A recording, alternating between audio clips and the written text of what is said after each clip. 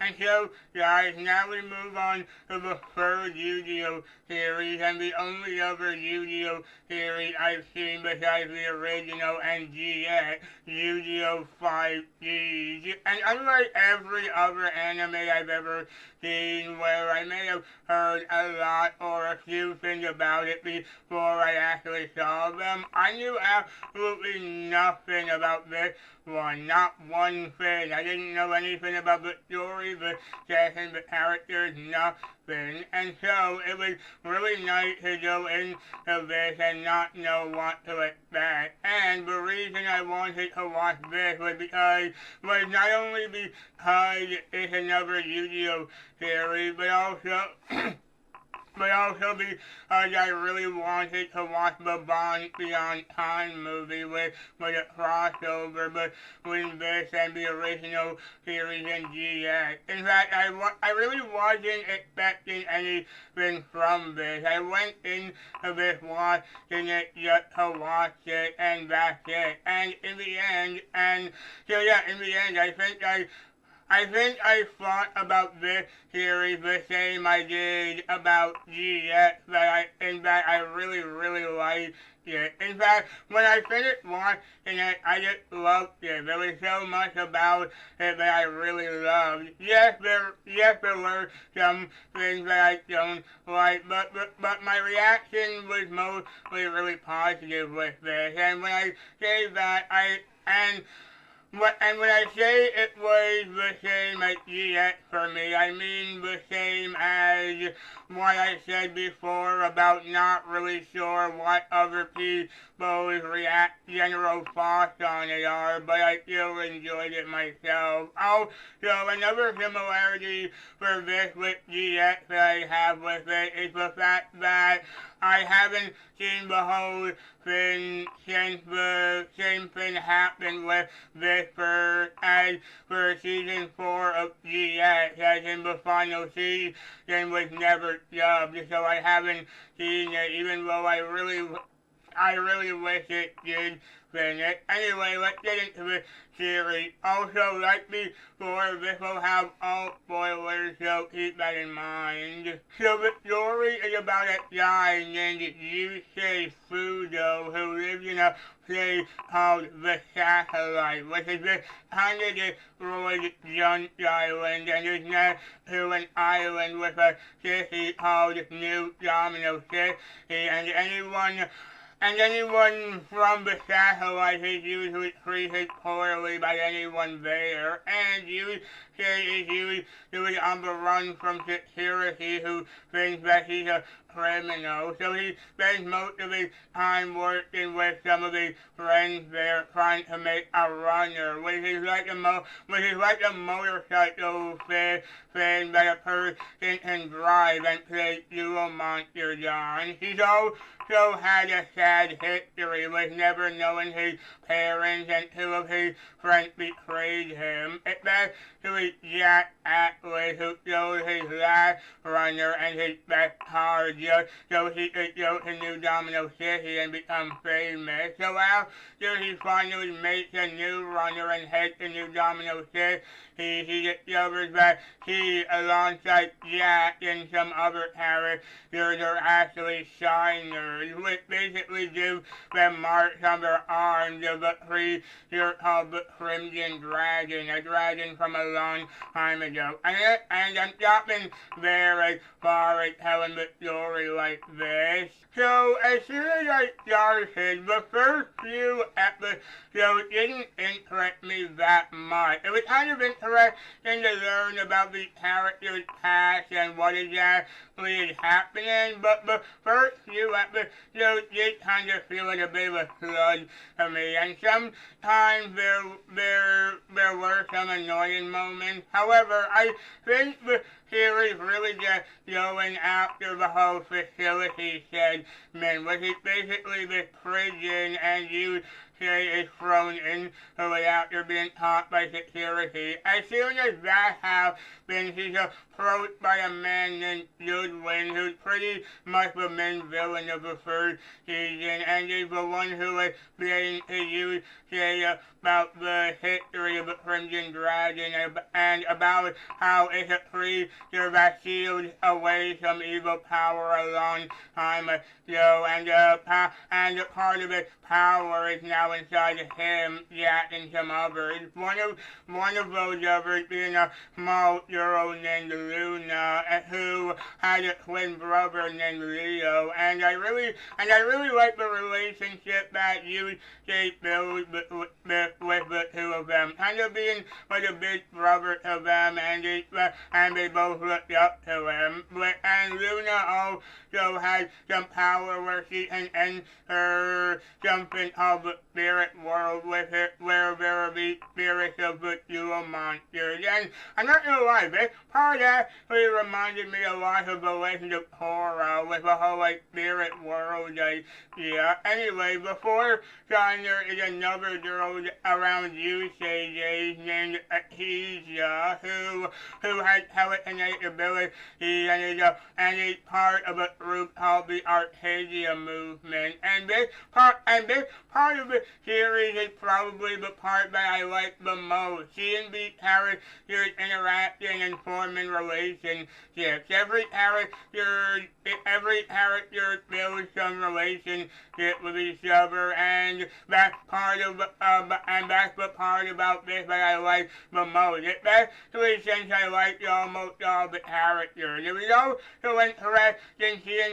seeing some of their past, like Akesia being the girl who had these powers her whole life and couldn't control them, with causing everyone around her to shun her, and even her parents kind of being afraid of her, and so she decided to join the Arcadia movement so she would belong somewhere. And again, the two of them were pretty cool, but the actual character moments of everyone pushing the plot forward was the part that entertained me the most, and seeing how everyone formed a relationship with each other was really interesting to me. It's also pretty satisfying when some characters turn good in this, like when Jack agreed to help you and the others and become the good guy again. Not just him, but also Trudge, who's the main officer who was after Yusei for a while until they agreed to team up, and until when he became the good guy as well. And eventually we learn more about this whole story, like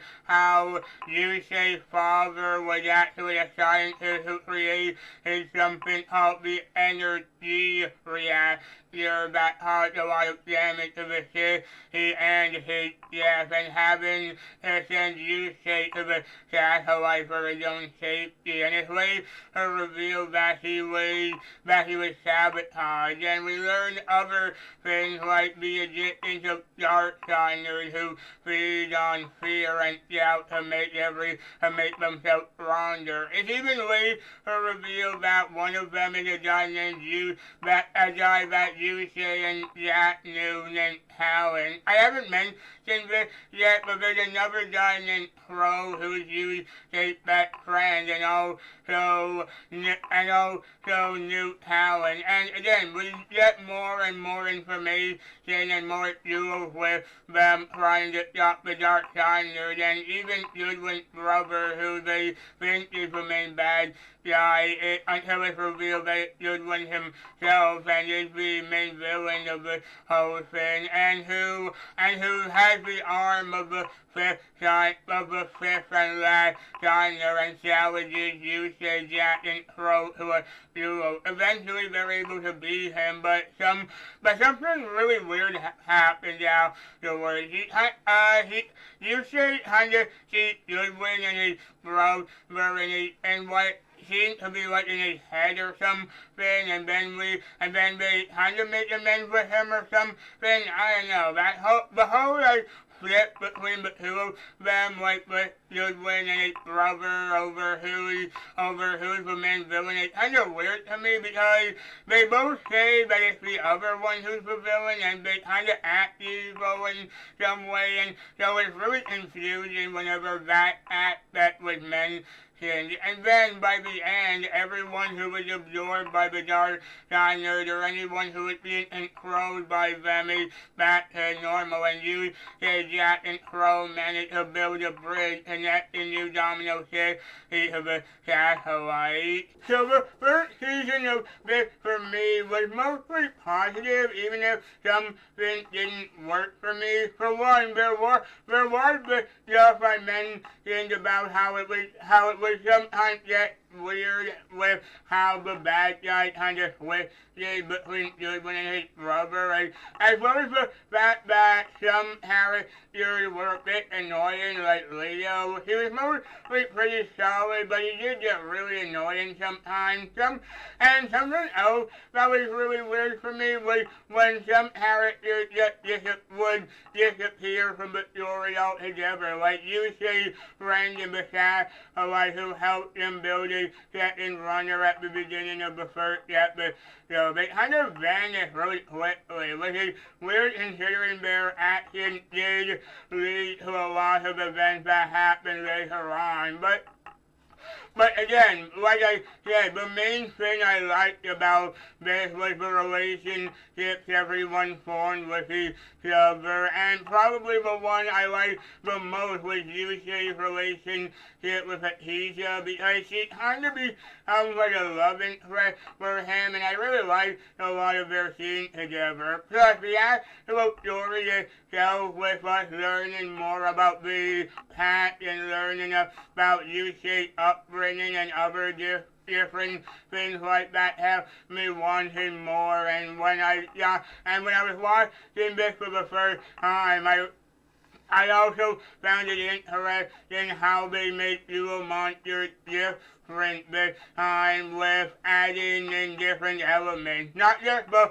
whole runner idea, but also other rules that they introduce, like the whole speed counter thing, or the whole synchron thing. That different kind of stuff made it interesting for me.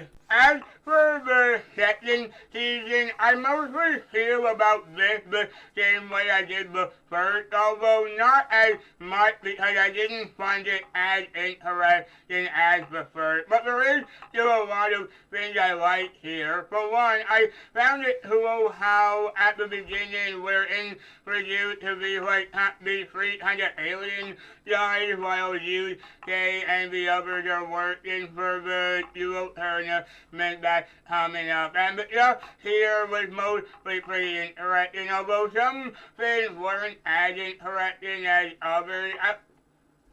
I like the inclusion of Bruno, the guy who's been mind controlled to be around you today, and he begins to form a friendship with him. And I do like the relationships everyone was having, especially again the whole you saying that he's the one. But it was so nice to see you say being like a big brother to Leo and Luna. However, unlike the first season where it didn't feel like there was any or much filler and was able to tell its story pretty well. This season did have a few episodes like that. The biggest example I can think of is when Yusei goes to this western-like town to find Talon, who's a good guy now, and is trying to make amends for all the things he did.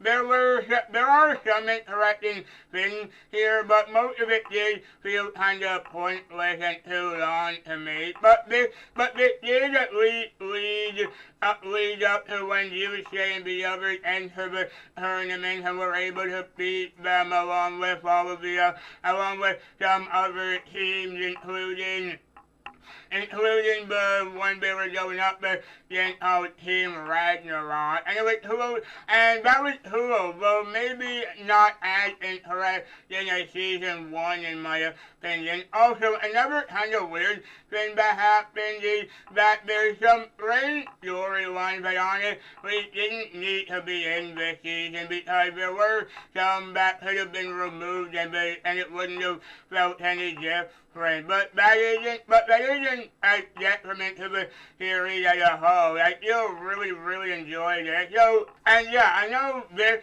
one was mostly pretty vague compared to the first one, but I think this season mostly does really well with what it does that the first season did, and yeah, there are still a lot of great things that I really like, and other various things like that. But again, I don't think there's anything in this that I found as interesting as the first, and there were some nice and funny moments here and there, and I did like that in the second season. So yeah, overall, that's all I've seen from the series. Even though I haven't seen all of it, from what I have seen, I really like this. I just, not knowing anything about the plot or characters definitely helped, because it means I could start and not know what to expect at all. And for the most part, I had a really great time with this show. I really enjoyed it, and like what I said for GX, I'm really glad that this is part of the Yu-Gi-Oh series. And not only that, I should have mentioned this with my Yu-Gi-Oh GX review as well, but I'm really glad this is also technically a Shonen Jump property. And again, what kept me intrigued for the most part was the characters and how likable they are in their interactions, and the interaction and relationship between each other just made it really fun to watch. It was also nice that there weren't any references to the other shows before this, considering that means it didn't have to rely on it. Though I do wish that maybe it could have had a couple references to the last show, like maybe a mention of Yuji once or twice. I think that would have been really cool, especially if it came from Yuji himself. And I think the cast is also really fantastic here, especially Gregory Abbey as Yuji himself and Erica Roger as Atija. A big part of why I like these characters were the actors, and they all did a really great job in my opinion. Again, like I said a couple times already, I'm not entirely sure if the reception to this is mostly positive, but I think it should get more attention in my opinion. I really like this, and I am disappointed if it doesn't stop for this and Yu-Gi-Oh! GX, because I was honestly really loving it. The only other Yu-Gi-Oh! Series I might be starting soon is Yu-Gi-Oh! Zexo, considering I was considering it on DVD here, and I am curious to see it. So, yeah, let's go back to my review for Yu-Gi-Oh! 5D's. And so, yeah, let's thank you all so much for watching. I hope you all liked this video. If you did, then please like this video. Please comment down below to tell me what you think. Please follow me on Twitter at Haitian Disney fan, where I do Kingdom Hearts and Disney quiz every day. And please subscribe for more content like this coming soon. And I'll see you on next time. Take care.